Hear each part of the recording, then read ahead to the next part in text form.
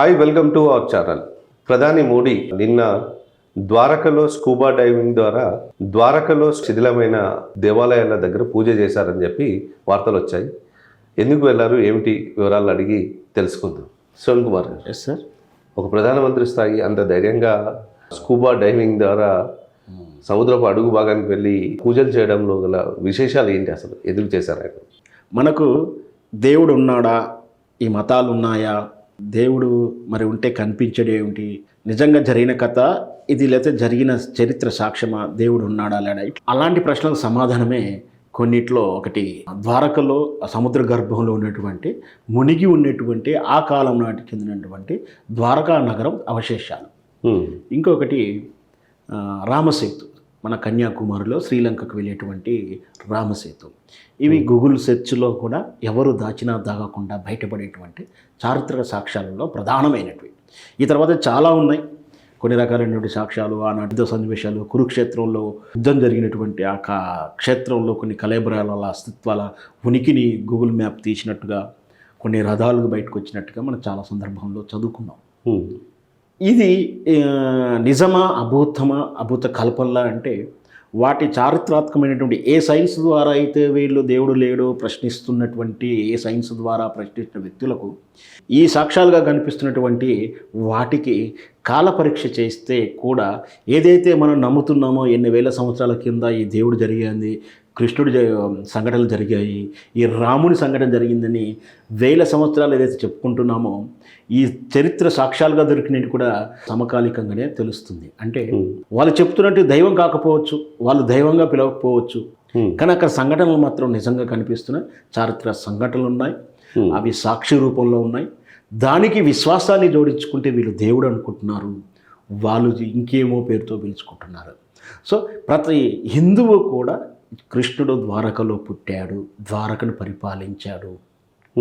అది ఆ సముద్రం ఉప్పొంగినప్పుడు ఆ శ్రీకృష్ణుడు ఆ ద్వారక వెళ్ళిన తర్వాత వచ్చిన లక్ష్యం సిద్ధించిన తర్వాత శ్రీకృష్ణుడు అవతారం తాలించాల్సి వచ్చిన అవసరమైనప్పుడు, ద్వాపర యుగం ముగించాలి అనిపించినప్పుడు, ఆ సంధిని పూర్తిస్తూనే ఆనాడు ఆ సముద్ర గర్భంలో ద్వారక మునిగిపోయిందని, శ్రీకృష్ణుడు అంతరార్థం చెందాడని ప్రీతి, నమ్మకం. అది అవునా కాదంటే అక్కడ మన సైంటిఫిక్గా అవి గజతగాళ్ళు కానీ రకరకాల మిసైల్ లోపలికి వెళ్ళి చూడడం, మహానగరం తాలూకు నిర్మాణ శకలాలు కనిపించడం, ఆ కట్టడాలు ఆ నిర్మాణ శైలి కూడా ఆశ్చర్యచకితులు చేయడం. ఎందుకంటే ఆనాటి వాస్తుశిల్పం కానీ లేదా కట్టడంలో ఉన్నటువంటి బలం కానీ ఆనాటి సాంఘిక సామాజిక రాజకీయ అన్నిటి కూడా నిదర్శనంగా చూపిస్తుంది, నైపుణ్యాన్ని చూపిస్తున్నాయి కట్టడాలు. ఇక్కడ పోతే రామసేతు తేలియాడుతున్నటువంటి రాళ్లతోటి బ్రిడ్జి నిర్మించడం అంటే అది ఊహకు అందినటువంటి సైన్స్ అందులో ఏదో దాగి ఉంది. ఈరోజు కూడా దాన్ని డిటెక్ట్ చేయలేకపోతున్నారు.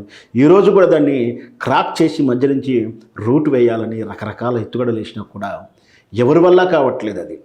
సో ఇవన్నిటి కూడా అర్థం చేసుకోవాల్సింది ఏంటంటే, నీకు అర్థం కాని దైవత్వం అలా కనపడకపోవచ్చు, కానీ దాని మహిమాత్మకమైన విధానం అయితే దాంట్లో ఉంది.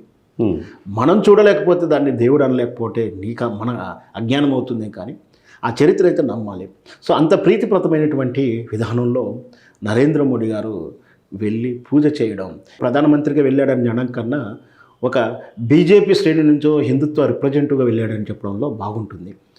మొదటిసారిగా ప్రధానమంత్రి హోదాలో ఒక వ్యక్తి వెళ్ళడం అనేది నిజంగా కూడా అది శాశ్వతమైనది. ఎందుకంటే ప్రధానమంత్రి అంత స్థాయికి కొన్ని సెక్యూరిటీ విభాగాలు ఉంటాయి. రిస్క్ జోన్లోకి ఎప్పటికి కూడా తీసుకెళ్ళడానికి ఆ సెక్యూరిటీ విభాగం ఒప్పుకోదు.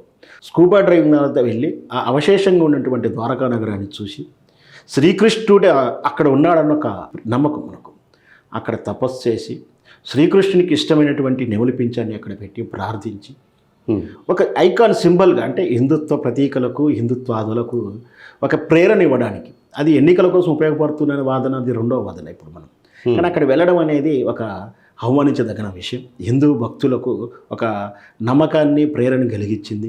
దాంతో ఒక ఫోకస్ ఒక టూరిజం ప్లేస్గా మారే అవకాశాలు మనం చూసాం. నిన్న లక్షద్వీప్లో ఆయన టూరిజం ప్లేస్ గురించి అక్కడ కూర్చోవడంతో ఒకసారిగా టూరిజం అక్కడెక్కడ కాన్సన్ట్రేషన్ అవుతూ టూరిజంకి ఎంత ఇంట్రెస్ట్ వచ్చిందో, లక్షద్వీప్కి ఏం పేరు వచ్చిందో చూసాం. నిన్న అయోధ్య చూసాం. పోలరైజేషన్ అయినా ఓటుకు ఉపయోగపడినైనా ఒక హిందుత్వాలకు ఒక పోలరైజ్ అవ్వడం అనేది నిజంగా కూడా అతను పెట్టుకునే లక్ష్యం. దాన్ని చేరడం కూడా మనం చెప్పొచ్చు.